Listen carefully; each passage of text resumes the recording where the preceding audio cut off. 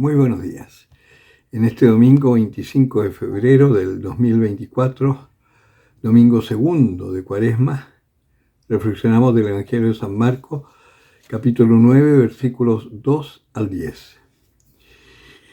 En aquel tiempo Jesús tomó consigo a Pedro, Santiago y Juan y los llevó a ellos solos, aparte, a un monte alto, y se transfiguró delante de ellos, y sus vestidos se volvieron resplandecientes, muy blancos, tanto que ningún batanero en la tierra sería capaz de blanquearlos de ese modo.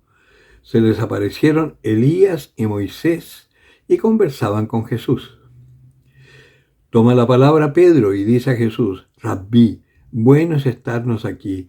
Vamos a hacer 3 tiendas, una para ti, otra para Moisés y otra para Elías. Pues no sabía qué responder, ya que estaban atemorizados. Entonces se formó una nube que les cubrió con su sombra, y vino una voz desde la nube: Este es mi Hijo amado, escuchadle. Y de pronto, mirando en derredor, ya no vieron a nadie más que a Jesús solo con ellos. Y cuando bajaban del monte, les ordenó que nadie contase lo que habían visto hasta que el Hijo del Hombre resucitara de entre los muertos. Palabra del Señor. En el tiempo en que estamos, en Israel, en esta época, se hacía un acto de penitencia que consistía en dejar las comodidades de la casa e ir afuera de la ciudad y vivir en tiendas, para recordar el tiempo del desierto, en donde en medio de la precariedad siempre apareció el Señor sosteniéndolos, para que recordaran también su propia precariedad en el día de hoy. En la época de Jesucristo ya no se salía afuera, sino que la gente subía a las terrazas de sus casas. Recuerden que en Israel las casas eran planas, no tenían techo de 2 aguas como nosotros, sino que había una terraza arriba. Y ahí hacían una especie de enramada y vivían esta semana de penitencia.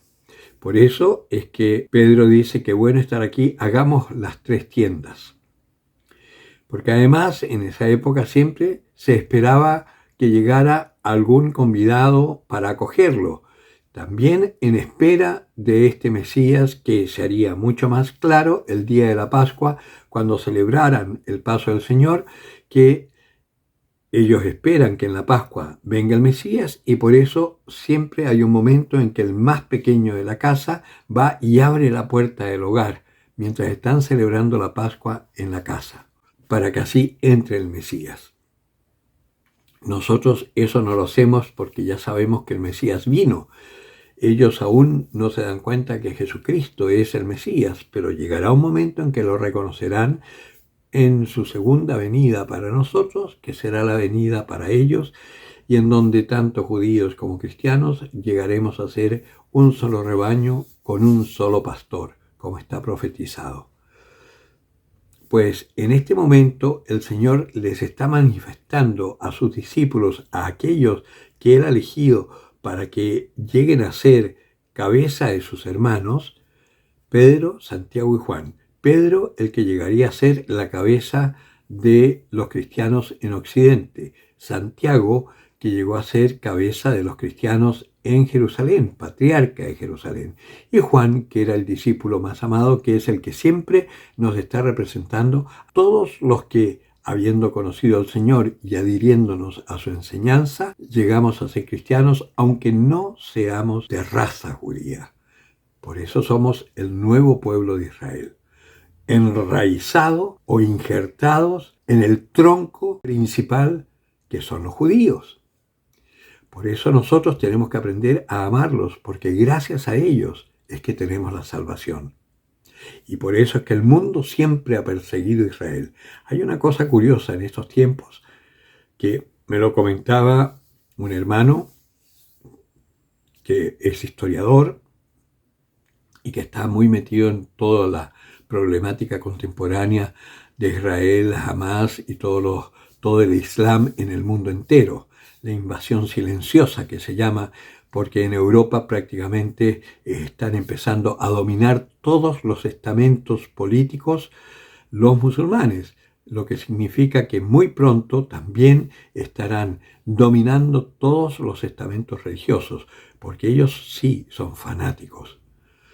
Pues me comentaba este hermano que los judíos toda la vida han estado siendo perseguidos, desde el comienzo de los tiempos, desde el comienzo del pueblo, siempre han estado perseguidos. Y hay una cosa curiosa, ellos nunca han iniciado una guerra, pero sí han sabido defenderse y han ganado, porque Dios aún hoy está con ellos.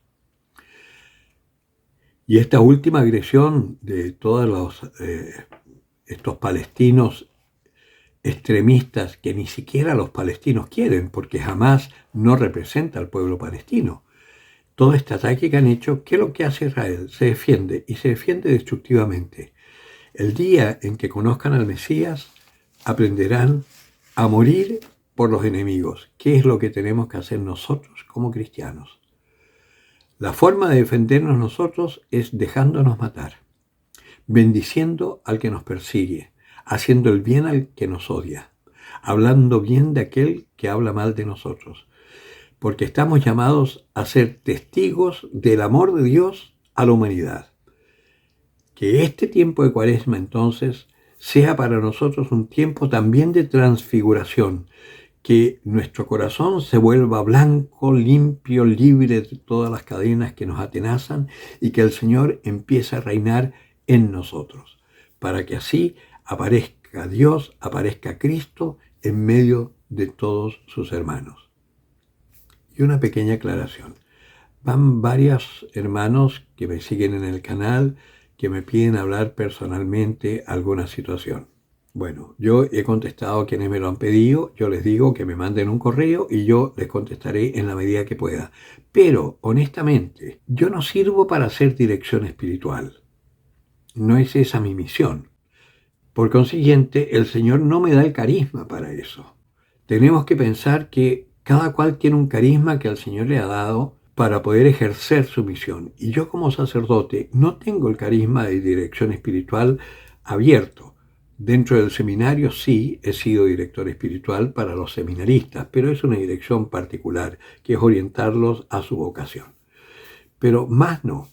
Entonces, les recomiendo, más que pedir a mí que les dé algún consejo o les haga una dirección espiritual, les recomiendo que estén atentos, busquen cerca de su casa alguna parroquia que tenga el neocatecumenado, porque si en algo yo les sirvo y lo que digo les ayuda, es porque hice el catecumenado y el Espíritu Santo está activo en mí, pero no soy yo.